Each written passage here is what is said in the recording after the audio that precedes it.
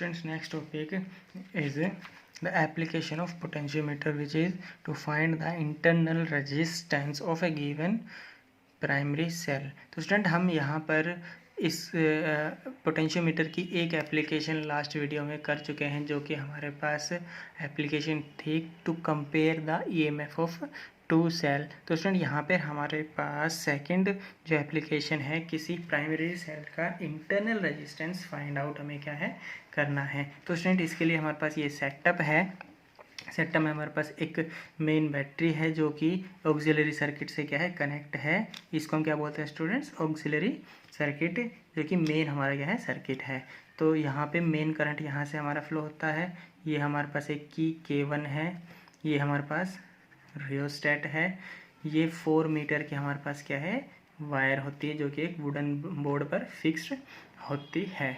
तो स्टूडेंट यहाँ पर हमें क्या क्या है, इस ए पॉइंट के पॉजिटिव की तरफ हमने क्या किया हुआ है, इस सेल का पॉजिटिव टर्मिनल हमने क्या किया हुआ है कनेक्ट किया हुआ है। यानी हमें ये ध्यान रखना होता है कि इस सेल का पॉजिटिव और ये वाला जो पॉजिटिव है सेम टर्मिनल पे ही क्या होने चाहिए, कनेक्ट होने चाहिए। स्टूडेंट अगर ऐसा नहीं किया तो यहाँ पर हमें नल पॉइंट नहीं मिलेगा। तो ये हमारे पास जब हम प्रैक्टिकल करते हैं तो ये एक बेसिक कंडीशन होती है ध्यान रखने के लिए कि दोनों का पॉजिटिव क्या होना चाहिए, सेम टर्मिनल पर कनेक्ट होना चाहिए। और एक और इम्पोर्टेंट कंडीशन है स्टूडेंट, यहाँ पर जो ऑक्सिलरी बैटरी होती है इसका ईएमएफ इस सेल के ईएमएफ से ज़्यादा होना चाहिए।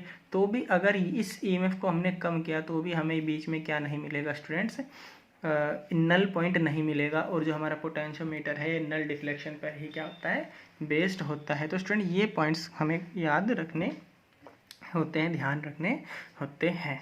तो स्टूडेंट यहाँ पे हमने क्या किया, एक साइड सर्किट यूज़ किया हुआ है जिसमें हमने एक external circuit R resistance use किया हुआ है, जिसको हमने की K2 के साथ कनेक्ट किया है। इनिशियली हम K2 को क्या रखेंगे, ओपन रखेंगे।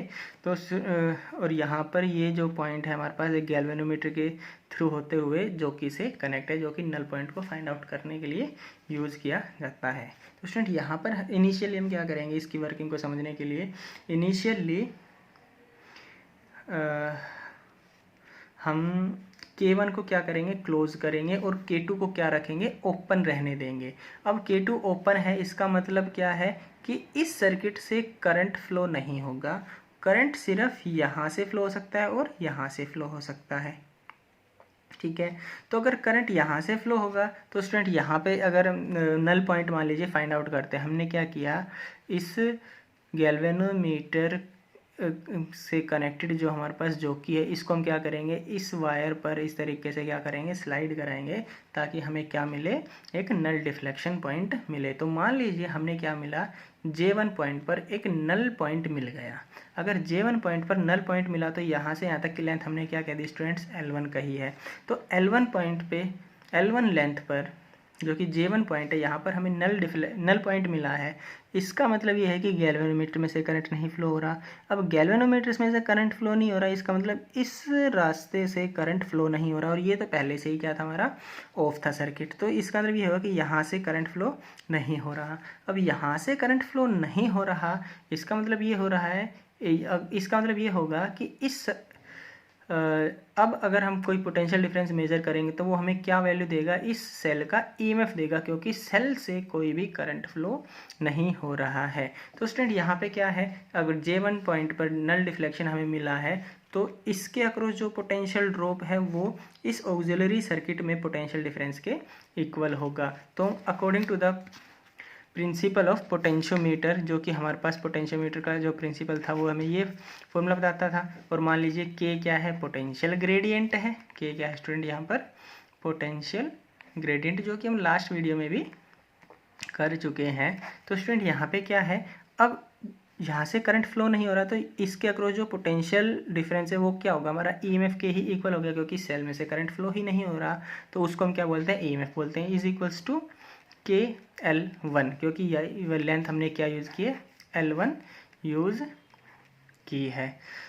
नेक्स्ट स्टूडेंट्स, इसके बाद हमें E की वैल्यू निकालने के बाद हमें टर्मिनल पोटेंशियल डिफरेंस भी क्या करना होता है, फाइंड आउट करना होता है। तो उसके लिए क्या होना चाहिए, इस सेल में से क्या होना चाहिए, करंट फ्लो होना चाहिए। तो स्टूडेंट यहाँ पे क्या होगा, हम K1 को तो स्टिल अभी भी क्या रखेंगे, क्लोज ही रखेंगे, और अब K2 को भी इसके साथ साथ क्या कर देंगे, क्लोज कर देंगे। तो अब स्टूडेंट क्या होगा कि इस सर्किट से करंट फ्लो हो रहा है, इस सर्किट से क्या होने लग रहा है, करंट फ्लो होने लग रहा है। तो फिर से हम क्या करेंगे, इस जॉकी को इस वायर पे फिर से क्या करेंगे, स्लाइड कराएंगे, ताकि हमें एक न्यू नल पॉइंट मिल सके। तो मान लीजिए इस बार जब हमने की को क्लोज किया, की K2 को क्या किया, क्लोज किया, तो यहाँ पे मान लीजिए हमें क्या मिला, एक और नल पॉइंट मिल गया, दूसरा हमें क्या मिला, नल पॉइंट मिल गया, जो कि A से L2 लेंथ की डिस्टेंस पर है। तो अब यहाँ पर कोई नल पॉइंट हमें मिला है। तो स्टूडेंट इसका मतलब ये हुआ कि गैल्वेनोमीटर में से करंट फ्लो नहीं हो रहा है, लेकिन इसका मतलब ये नहीं है कि इस सेल में से करंट फ्लो नहीं हो रहा है, क्योंकि स्टूडेंट्स ये जो सर्किट है वो अभी भी क्या है, क्लोज है। तो इसका मतलब यहाँ से यहाँ तक का जो हमें पोटेंशियल डिफरेंस अभी भी मिलेगा, क्योंकि यहाँ पे हमें क्या मिल रहा है, करंट, यहाँ से अभी भी क्या हो रहा है, करंट फ्लो हो रहा है। तो स्टूडेंट अब अगर मैं इस टर्मिनल और इस टर्मिनल के अक्रॉस पोटेंशियल डिफरेंस मेजर करूँगा तो ईएमएफ की बजाय terminal potential difference find out करके हमें देगा, क्योंकि इस सर्किट में से, इस सेल में से अभी भी क्या हो रहा है, करंट फ्लो हो रहा है। तो स्टूडेंट यहाँ पे J2 पॉइंट पर जो हमें नल पॉइंट मिला, अब ये नल पॉइंट हमें किसके बारे में इंफॉर्मेशन देगा, टर्मिनल पोटेंशियल डिफरेंस के बारे में इंफॉर्मेशन देगा।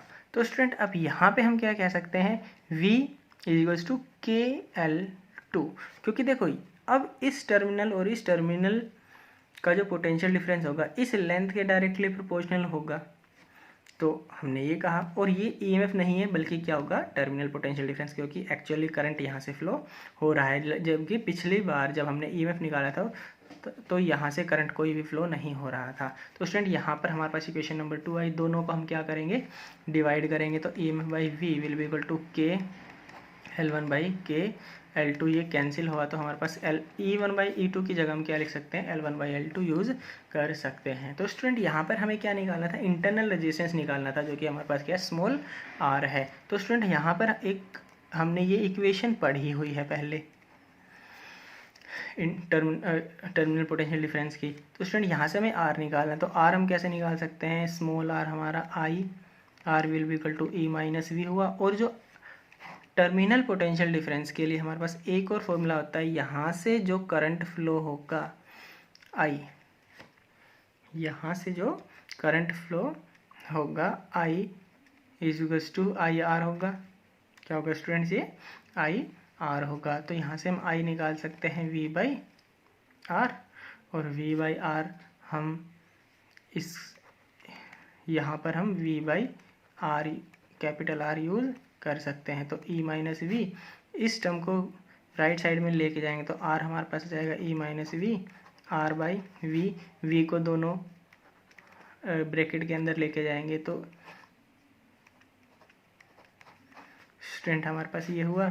इसके एक बार हम E के डिवाइड में रखेंगे, एक बार V के डिवाइड में रखेंगे, तो हमारे पास E by V, V by V into R, V by V तो हमारा 1 हुआ, और E बाई V को हम स्टूडेंट्स लिख सकते हैं L1 by L2, L1 by L2 हम इसको लिख सकते हैं, क्योंकि हम ये पहले ही प्रूव कर चुके हैं। तो इंटरनल रेजिस्टेंस स्टूडेंट हो जाएगा L1 by L2 minus 1 2R, और इसको इस तरीके से भी हम क्या कर सकते हैं, L1 minus L2 by L2 LCM लेने के बाद ऐसे लिख सकते हैं। तो स्टूडेंट यहाँ पर ये जो हमारे पास क्या आई, एक इक्वेशन आई है इंटरनल रेजिस्टेंस की, और इस तरीके से हम क्या कर सकते हैं, आसानी से इंटरनल रेजिस्टेंस फाइंड आउट कर सकते हैं बाय यूजिंग पोटेंशियोमीटर। स्टूडेंट यहाँ पर एक जब हमने पोटेंशियोमीटर को स्टार्ट किया था तो पोटेंशियोमीटर की डेफिनेशन कुछ हमने इस तरीके से की थी कि पोटेंशियोमीटर एक ऐसा डिवाइस होता है जो कि एक्यूरेटली ईएमएफ और पोटेंशियल डिफरेंस को क्या करता है, मेज़र करता है। तो स्टूडेंट यहाँ पर हम समझ सकते हैं कि जो पोटेंशियोमीटर होता है वो पोटेंशियल डिफरेंस या फिर ईएमएफ को एक्यूरेटली मेज़र क्यों करता है। तो स्टूडेंट जैसे कि हमने इस एप्लीकेशन में जब ईएमएफ को मेज़र किया, तो ईएमएफ को जब हम मेज़र कर रहे थे, यानी जब ये हमारा ओपन था ईएमएफ को मेजर करने के लिए हमारे पास ये इक्वेशन आई थी। जब ईएमएफ को मेजर करने के लिए ये इक्वेशन आई थी, उस केस में सेल में से कोई करंट फ्लो नहीं हो रहा था, यानी उस केस में हमने पोटेंशियल मीटर का यूज़ करके ईएमएफ फाइंड आउट किया था। लेकिन अगर स्टूडेंट्स हम वोल्ट मीटर का यूज़ करके ईएमएफ फाइंड आउट करने की कोशिश करते हैं, मान लीजिए हमने क्या किया, इस तरीके से एक हमारे पास सेल है और इसके टर्मिनल पे हमने क्या यूज़ किया, एक वोल्ट मीटर यूज़ किया। तो जब हम वोल्ट मीटर यूज़ करेंगे और जब ये इसके अक्रॉस टर्मिनल ये ईएमएफ निकालने की कोशिश करेंगे, तो स्टूडेंट्स उस केस में जब वोल्ट मीटर जब हमें इंडिकेशन देता है, तो तब ही इंडिकेशन देता है जब वोल्ट में से कोई भी करंट फ्लो हो। तो अगर इसमें से करंट फ्लो होगा तो स्टूडेंट यहाँ से भी करंट फ्लो होगा, और यहाँ से करंट फ्लो होगा, इसका मतलब उस केस में यहाँ पर हमें इंटरनल रेजिस्टेंस के अक्रॉस कुछ ना कुछ तो पोटेंशियल ड्रॉप होगा ही, और कुछ ना कुछ पोटेंशियल ड्रॉप होगा तो इसका मतलब जो हम ईएमएफ निकालने की कोशिश कर रहे थे, तो इस पोटेंशियल ड्रॉप होने के कारण हमें वो ईएमएफ की वैल्यू थोड़ी कम मिलेगी, जो कि हमारा एक्चुअल में टर्मिनल पोटेंशियल डिफरेंस होता है। यानी हम कह सकते हैं कि वोल्टमीटर का यूज़ करके एक्यूरेट ईएमएफ हम फाइंड आउट नहीं कर पाते, लेकिन पोटेंशियोमीटर का यूज़ करके एक्यूरेटली ईएमएफ हम मेज़र कर पाते हैं, क्योंकि ये नल डिफ्लेक्शन पर बेस्ड है। क्योंकि उस टाइम पर जब हम मेज़र करते हैं ईएमएफ बाय यूजिंग पोटेंशियोमीटर, वहाँ पर कोई करंट फ्लो नहीं होता है इस सर्किट में। तो स्टूडेंट इसलिए हम क्या कहेंगे, पोटेंशियोमीटर एक्यूरेटली पोटेंशियल डिफरेंस या फिर ईएमएफ मेजर करता है। या फिर हम ऐसा भी कह सकते हैं कि वोल्ट मीटर एक आइडियल क्या होता है, पोटेंशियोमीटर एक हमारा क्या होता है, एक आइडियल वोल्ट मीटर कह सकते हैं। स्टूडेंट्स नेक्स्ट टॉपिक हम यहाँ पे देख सकते हैं, द सेंसिटिविटी ऑफ पोटेंशियोमीटर। तो स्टूडेंट यहाँ पे हम क्या कर सकते हैं, पोटेंशियोमीटर की सेंसिटिविटी को इंक्रीज और डिक्रीज आसानी से कर सकते हैं। सबसे पहले हम समझते हैं कि ये सेंसिटिविटी होती क्या है। तो स्टूडेंट सेंसिटिविटी हम किसी पोटेंशियोमीटर की दो टर्म में कह सकते हैं।